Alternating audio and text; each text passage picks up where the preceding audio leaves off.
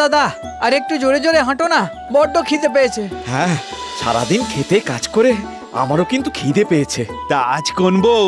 আমার বউয়ের। ও তাই? তিন ভাই আর তিন বউ। তিন ভাই ক্ষেত মজুরের কাজ করে আর দুপুরবেলা বাড়িতে গিয়ে খায়। এই বাড়িতে পালা করে রান্নার একটা নিয়ম আছে, মানে আজ বড় বউ তো কাল মেজো আর পরশু ছোট। আজ ছোট বউয়ের পালা। ছোট, আমরা মন্দিরে পুজো দিতে চললাম। আচ্ছা দিদি।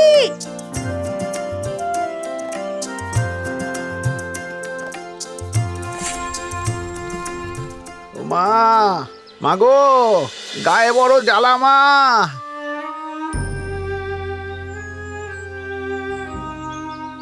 কে তুমি? কে গো বাবা? কি চাও? আমি ভিখারি মা। এই দেখো দেখো, তেল সাবান না মেখে মেখে গায়ে কেমন চুলকানি হয়ে গেছে, দেখো দেখো।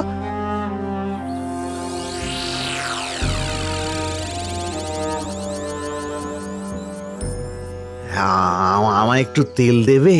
গায়ে মেখে পুকুরে ডুব দিলে যদি শরীরটা একটু জুড়োয়। বেশ, দাঁড়াও।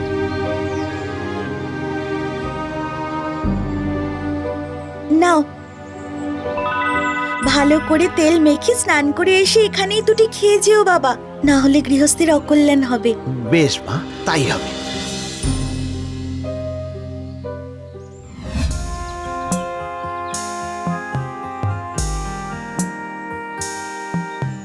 তেল নিয়ে পুকুরে গিয়ে স্নান করে ভিখারি।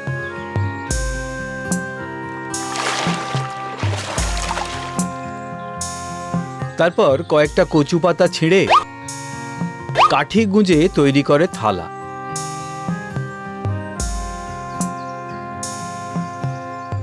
তেলের বাটি আর কচু পাতা থালা হাতে করে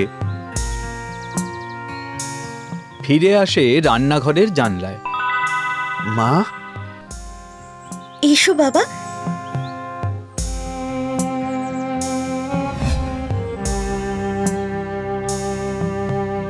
ও কি, কচু পাতা কেন? আমি থালা দিচ্ছি, দাঁড়াও। না মা, তুমি এতেই দুটো ডাল ভাত দাও, খেয়ে প্রাণ জুড়াই। আচ্ছা বেশ।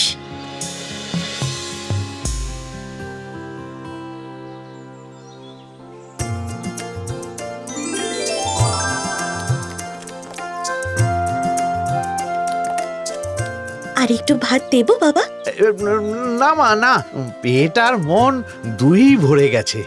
তোমার কল্যাণ হোক মা, তোমার রান্না খেয়ে সবার মন প্রাণ তৃপ্ত হোক মা।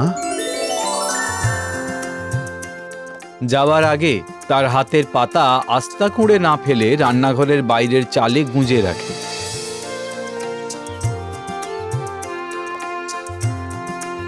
কিছুক্ষণ পরে তিন ভাই দাওয়ায় এসে ঢোকে। খেতে দাও। ছোট বউ আসন বিছিয়ে তিন ভাইকে খেতে দেয়। আহ, কি ভালো রান্না তোমার হাতের বৌমা। আপনাদের ভালো লেগেছে? ভালো মানে অমৃত। রান্নাটা আমরাও ভালো করি, কি বল মেজো? তা তো বটেই বৌদি। কাল তো তোমার পালা, খাওয়াও দেখি দারুণ রান্না করে। বেশ বেশ, দেখো খেয়ে। পরের দিন রান্নায় বসে বড় বউ।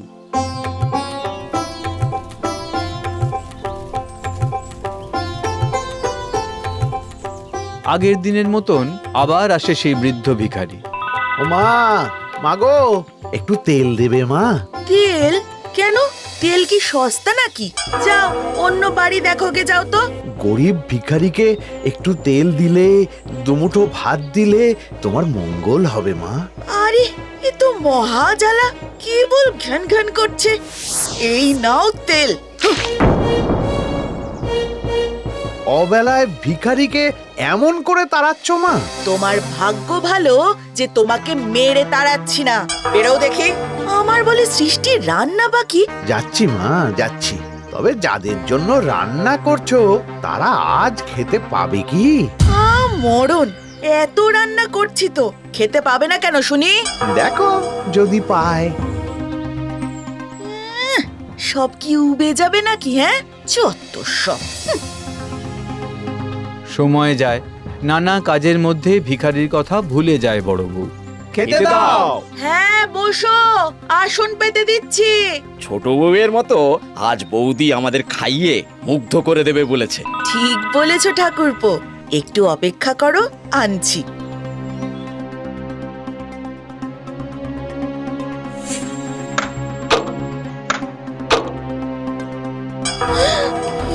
কি হলো? ও মা গো, গামলা তো খালি। সারা দিন ধরে এত যত্ন করে রান্না করলাম, সব গেল কোথায়? কি গো, খিদেতে পেট চলছে, খেতে দাও।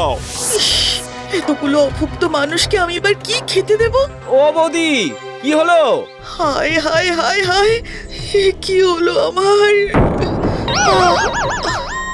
এদিকে খাবার দিতে দেরি হচ্ছে দেখে সবাই রান্নাঘরে আসে আর বড় বউকে দেখে মাটিতে পড়ে থাকতে।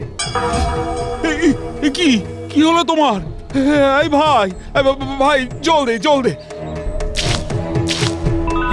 কি কি হয়েছে তোমার? তোমাদের জন্য সারা দিন খেটে খুঁটে রান্না করলাম, কিন্তু রান্নাঘরে এসে দেখি সব গামলা হাঁড়ি ফাঁকা।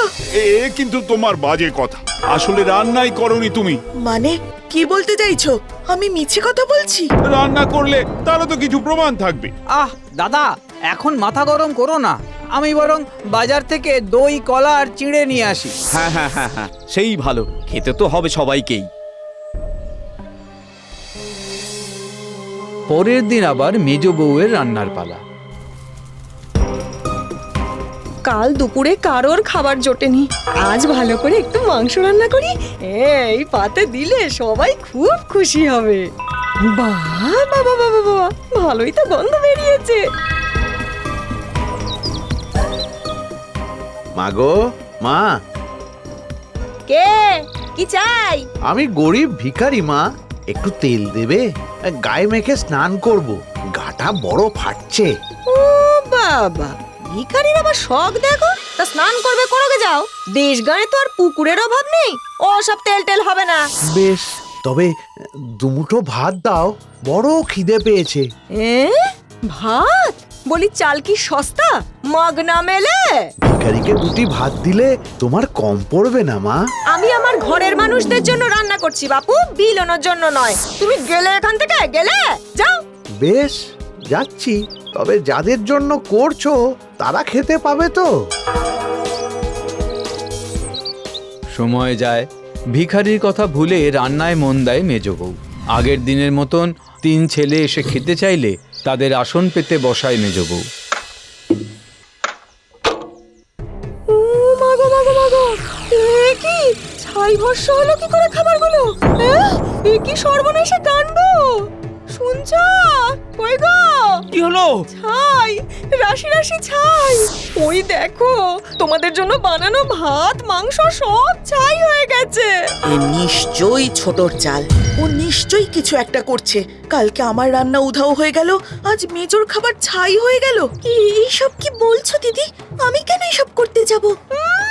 এতদিন তো রান্না করছি, এমন তো কখনো হয়নি। হ্যাঁ, সবাই ভালো বলছে না, তাই সবাইকে তোর রান্না খাইয়ে বশ করতে চাস তুই।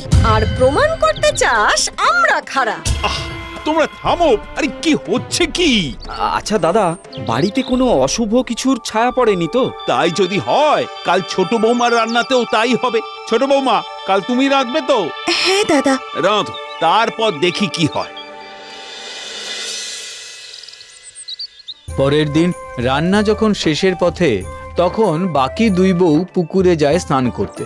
আর ঠিক সেই সময় আবার আসে সেই বৃদ্ধ ভিখারি। মা, একটু তেল দাও মা। দাঁড়াও, এই যে, এই নাও। আর আজকেও কিন্তু স্নান করে খেয়ে যাবে এখানে, কেমন? যাব মা, যাব। মা, অন্নপূর্ণার কথা কি আমি ফেলতে পারি? সেই প্রথম দিনের মতো ভিখারি স্নান করে এসে পাতায় খায়, আর তারপর সেই পাতা চালের মাথায় গুঁজে রেখে চলে যায়। যথারীতি দুপুরবেলা খেতে বসে সবাই ধন্য ধন্য করলো ছোট বউয়ের। আমাদের ছোট বৌমা একেবারে সাক্ষাৎ অন্নপূর্ণা। জানেন দাদা, আজ এক ভিখারিও তাই বলে গেলেন আমাকে। ভিখারি? কোন ভিখারি? একজন বৃদ্ধ তেল চাইলেন, মাখবেন বলে। হ্যাঁ হ্যাঁ, আমার কাছেও চেয়েছিল তো, আমি দিইনি, তাড়িয়ে দিয়েছি। ও বলছিল আমার খাবার নাকি কারোর মুখে উঠবে না। হ্যাঁ, আমাকেও বলেছিল। আর হায় হায় হায় হায়, না না না, একজন বৃদ্ধ ভিখারিকে না খেতে দিয়ে তোমরা খুব ভুল করেছো। হ্যাঁ আমাদের অন্যায় হয়েছে। জানেন দাদা, উনি যে পাতায় খেতেন সেই পাতা ফেলতেন না, ওই চালে গুঁজে রাখতেন। চালে? কেন? টুকটাক নয় তো, চলো দেখি। এঁটো পাতা চাল থেকে বের করতেই ঝরে পড়ে মণিমুক্ত। সবাই অবাক হয়ে যায়। আর ছোট বউ হাত জোড় করে প্রণাম করে বলে, হে ঈশ্বর, ঘরে যদি এলেই একবার প্রণাম করার সুযোগ কেন দিলে না?